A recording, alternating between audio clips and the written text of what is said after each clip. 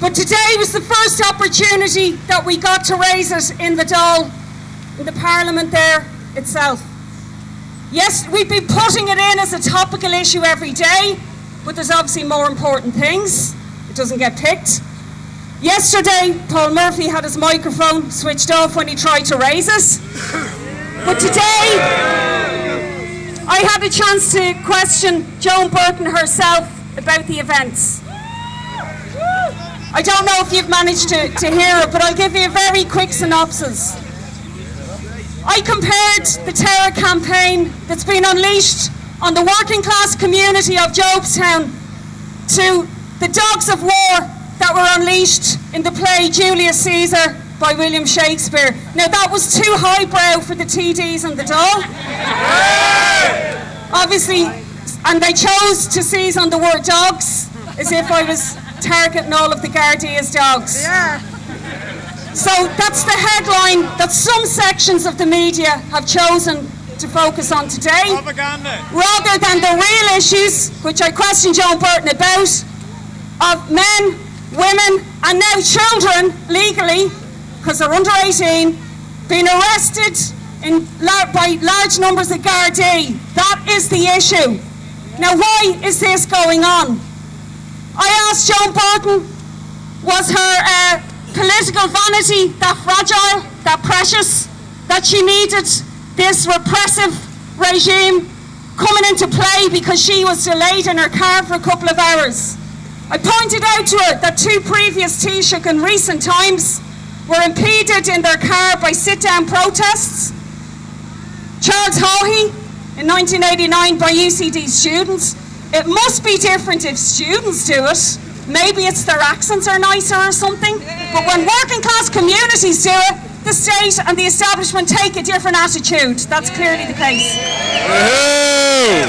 But the other example I gave her was Bertie Ahern, who was met in Waterford in 2002 by angry protesters who banged on his car, he said, who used choice language. I think that means swear words. And he could actually identify them in the Dáil. But for all of their sins, the pair of them, and they're no heroes in my eyes, they led to a lot of the problems that we face now, obviously. They're representatives of capitalism. But with all their sins, they didn't seek that the Gardaí go out in large numbers and round up the firstborn of every child in Jobstown, like Joe Burton did. But as well as being a blow to Burton herself, there's two other key reasons that I'll just finish on as to why I believe this is happening. First of all, it's because it is working class communities who aren't conforming to their expected roles of politely clapping when ministers for austerity deign to visit their communities. That's why. And the message clearly is, by what's happening in West Hallett, get back into your boxes, working class people. That's the message that they're trying to send, and it's a message we'll resist. But the other aim of it is this. There's only one show in town when it comes to the anti-austerity movement and to bringing down this government, and that's the issue of the water charges. This is designed to try to damage the campaign against the water charges, which is a massive campaign, unprecedented probably since the 1979 tax marches and the scale of people that have come out onto the streets. And this is designed to weaken it, to split it, and to put it off.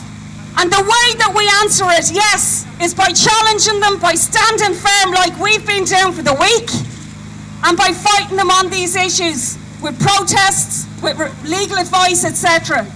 But the key way to do it is to make sure that we build mass non-payment of these bills when they drop in people's doors in April, because that's what's going to bring down this government. And that's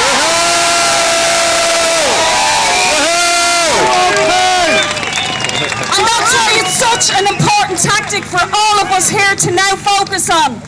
We must go, yes, take them on these issues, but we must go into our communities, the bingo halls, the schools, etc. Encourage people, give confidence to people who don't come on the marches, who don't come on the protests, to join with us in a mass boycott of these bills that will send Enda Kenny and Joan Burton the same way that Thatcher was sent with mass non-payment and poll tax.